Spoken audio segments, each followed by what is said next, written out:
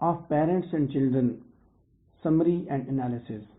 Francis Bacon کے اس essay of parents and children کی سمری اینڈ انالیسز کو ڈسکرائب کرنے کے لیے ہم نے پیج نمبر 20 کی طرف بڑھنا ہے.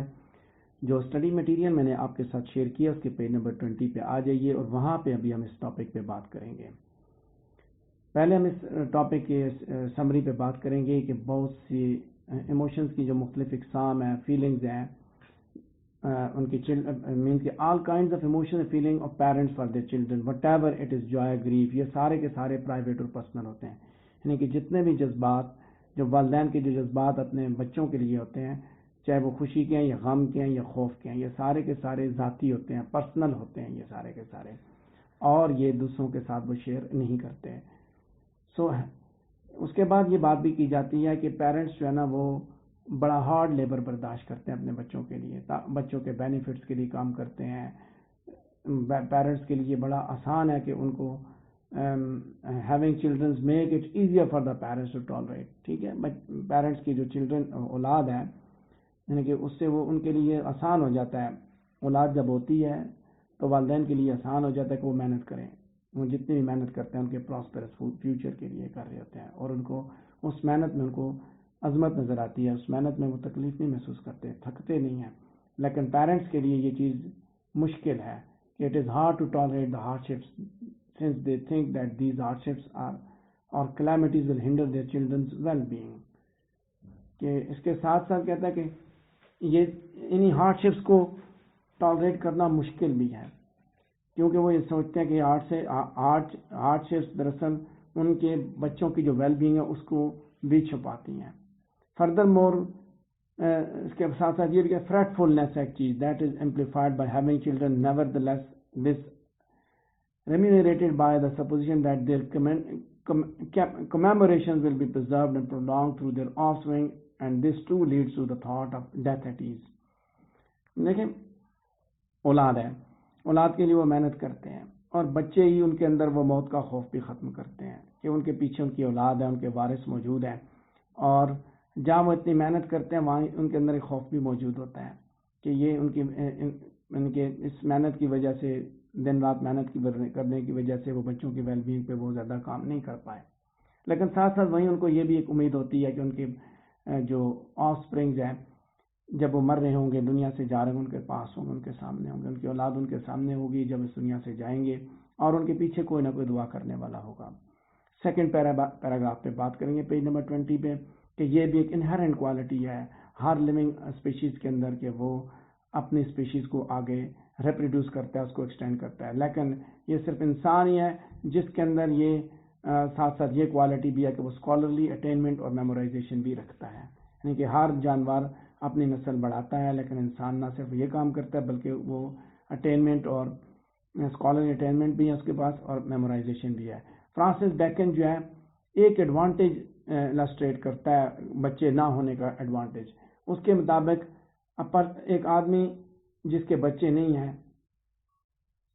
ان کے پاس، یعنی کہ وہ ان کے پاس بہت مواقع ہیں بہت کام کرنے کے، ٹو ڈو مور ڈیز، کیونکہ ان کے پاس as they have nothing to leave behind them, they want to leave their good deed and benefit the mankind with their deeds.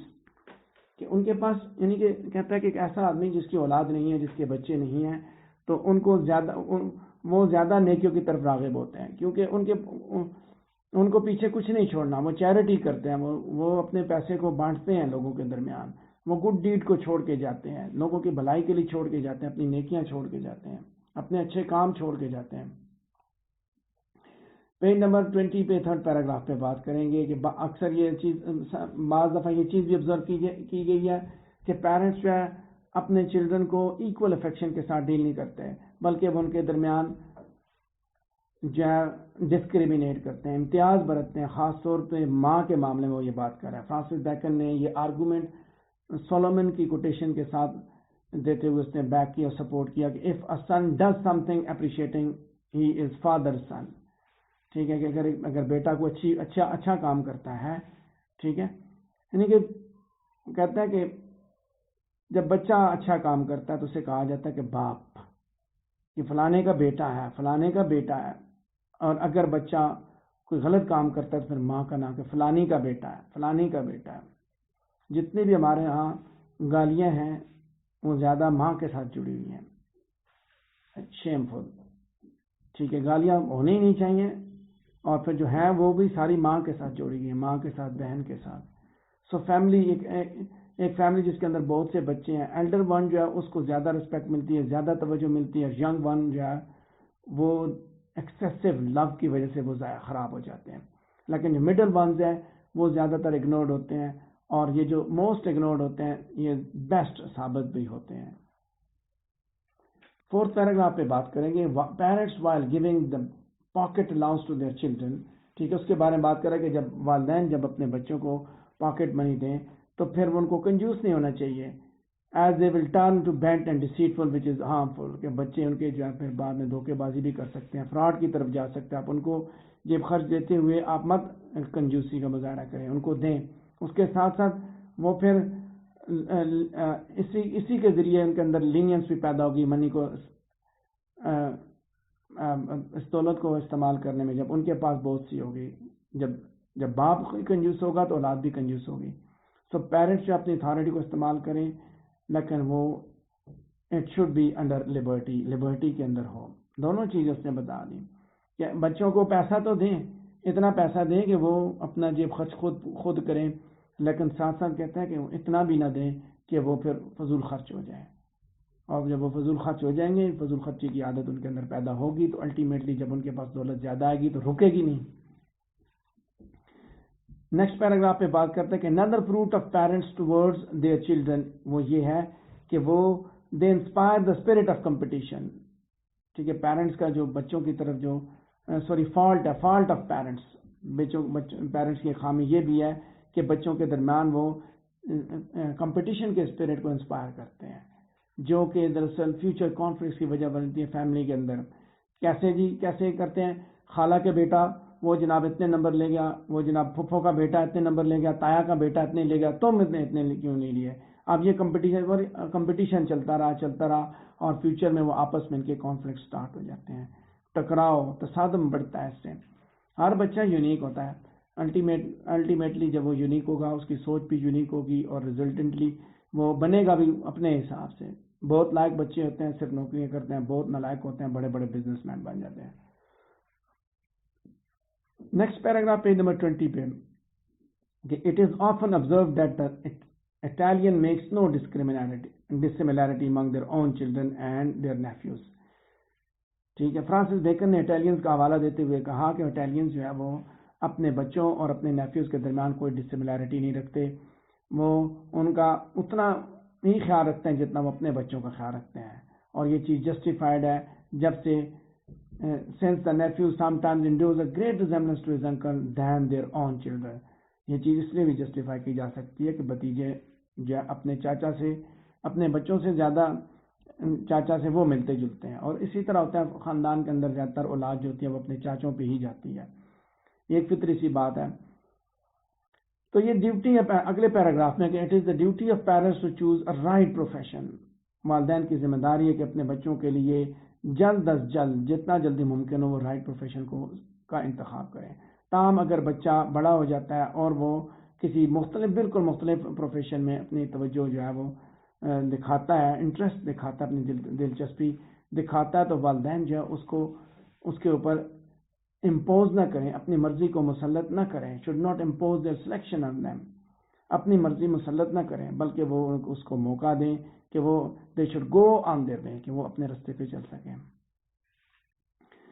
Summary کا آخری پیراگراف بات کریں گے کہ ینگ چلڈرن جو ہے نا ان کے وہ جنرلی وہ خوش قسمت ہوتے ہیں کیونکہ ان کو اپنے ایلڈر برادر سے ہارڈ ورک کی اسٹرانگ موٹیویشن ملتی ہے. تاہم ہارڈ ورک کی جو موٹیویشن ہے وہ اس وقت ڈکلائن ہوتی ہے جب ایلڈر برادر جو ہے وہ ڈس انہیریٹڈ ہو جاتا ہے, اور ینگ جو ہے hopes to get all the beneficiary of wealth from parents, کہ اس کو اس بات کی امید لگ جاتی ہے کہ والدین سے ساری دولت اسی کو ملے گی.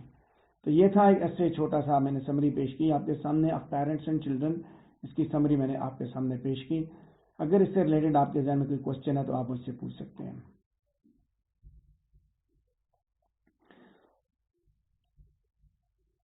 اس کے بعد ہم بات کریں گے پیج نمبر 20 پہ موجود اسی ٹاپک کے انالیسس پہ. سیکنڈ لاسٹ پیراگراف ہوگا کہ فرانسس بیکن جو ہے دنیا کے چند مشہور ایسیس میں سے ہے جس کا جو کام ہے وہ آج بھی لٹریری جینیس سمجھا جاتا ہے. وہ ایک سائنٹسٹ بھی تھا, ایک لائر بھی تھا. اس کے علاوہ وہ زندگی کی جو آبجیکٹو ریالٹیز ہیں ان کے بارے میں بھی اس کو علم تھا, اور اسی وجہ سے اس کے اندر آرگوئنگ اور پرسویشن کے میتھڈز بھی اس کے اندر بڑی اچھی طرح موجود تھے اور ان کو وہ اپلائی کرتا تھا. یہی وجہ تھی کہ اس کے سارے ایسیز جو ہے وہ آبجیکٹو ریالٹیز پہ ہی فوکس کرتے ہیں اور ان کے اندر ایپٹ پرسویشن اور آرگوئنگ کی کوالٹیز موجود ہیں. فرانسس بیکن کا سٹائل بڑا یونیک تھا اور اس کے اندر شارٹ اور وٹی سینٹنسز موجود ہوتے تھے اور وہ الفاظ نالج سے بھرپور ہوتے تھے. اور اسی کے ساتھ ساتھ he did not shy from giving other prominent philosophers and scholars due credit. کہ وہ اس چیز پہ بھی کبھی نہیں گھبرایا, جب بھی وہ بات کرتا تھا وہ دوسرے اسکالرز اور فلاسفرز کو بھی ڈیو کریڈٹ دیتا تھا اپنے ایسے میں, اور اپنے ایسیز میں وہ ان کی کوٹس کو ایز اے ایویڈنس استعمال کرتا تھا. پیج نمبر 20 پہ بات کروں گا, آخری پیراگراف ہے. آف پیرنٹس اینڈ چلڈرن بھی فرانسس بیکن کا ایک آرگومنٹیٹیو ایسے ہے. اس میں وہ پیرنٹس اور چلڈرن کے درمیان ریلیشن شپ کے اوپر آرگومنٹ پیش کرتا ہے اور اس کے ساتھ ساتھ ان کی اچھائیاں اور برائیاں, بچوں کے ہونے کے فوائد اور نقصان, پونز اینڈ کونز کے بارے میں بات کرتا ہے. فائدے اور نقصان جو ہیں ان کے بارے میں فرانسس بیکن ہمیں بتاتا ہے. پیج نمبر 21 پہ پہنچ چکے ہیں جہاں پہ ہم فرسٹ پیراگراف پہ بات کریں گے کہ فرانسس بیکن کا یہ ایسے کمپیریٹیولی مختصر ہے اور جو ہے ایک ایسے سبجیکٹ میٹر پہ فوکس کرتا ہے جس کو زیادہ ایکسٹینڈ نہیں کیا جا سکتا, لیکن اس ایسے کے اندر جو ہے آئیڈیاز کی برمار ہے, لوڈڈ ود میننگ. لہذا یہ بات دیکھی جا سکتی ہے کہ فرانسس بیکن نے اس ایسے کے اندر اپنے ٹاپک کے سارے اسپیکٹس کو بڑے کمپیکٹ لیکن ایکسپلینیٹری سٹائل میں ڈیل کیا ہے. پیج نمبر 21 پہ سیکنڈ پیراگراف پہ بات کریں گے کہ بریوٹی, ڈائریکٹنیس, وٹ اور ٹو دا پوائنٹ آرگومنٹس, یہ ساری کی ساری چیزیں دراصل فرانسس بیکن کے ایسیز کی کوالٹیز ہیں اور اس ایسے کے اندر بھی یہ چیزیں بدرجہ اتم موجود ہیں. فرانسس بیکن کا systematic way of writing reader کو جو ہے ایک پوائنٹ سے دوسری پوائنٹ کی طرف لاجیکلی موو کراتا ہے. ریڈر کو فرانسس بیکن کے پوائنٹ کنونس کرتے ہیں. مزید برآں جو subject matter Francis Bacon discuss کرتا ہے اس سے رائٹنگ سٹائل میں وہ سارے کا سارا ریئل لائف کے اوپر بیس کر رہا ہے اور ریڈر جو ہے اس کے اندر ایپیگرامیٹک وزڈم دیکھتا ہے. میٹافارز اور سیملیز کا استعمال کر کے فرانسس بیکن ہسٹوریکل سٹوریز کو ریفرنسز دیتا ہے اور اس طریقے سے وہ اپنے ایسے کو زیادہ کمپریہنسیبل اور ایگریبل بھی بنا دیتا ہے. پیج نمبر 21 پہ تھرڈ پیراگراف پہ بات کریں گے کہ یہ ایسے بھی فرانسس بیکن کا یہ ایسے بھی اسی گروپ سے تعلق رکھتا ہے جس میں فرانسس بیکن انسان کا سوسائٹی کے ساتھ جو ریلیشن شپ ہے اس پہ بات کر رہا ہے. اس ایسے کا مضمون بھی جنرل ہے اور یہ وائڈ اسپریڈ انٹرسٹ کا ہے. اس ایسے کے اندر فرانسس بیکن جو ہے ریڈر کو چلڈرن کے بارے میں ایڈوائزز دیتا ہے, مشورے دیتا ہے. Bacon could easily deal with subject nostalgically, لیکن اس نے دراصل اس کو انسسٹمیٹکلی ڈیل کیا اور اس کے ساتھ ساتھ اس نے ریشنل اور لاجیکل آرگومنٹس بھی پیش کیے.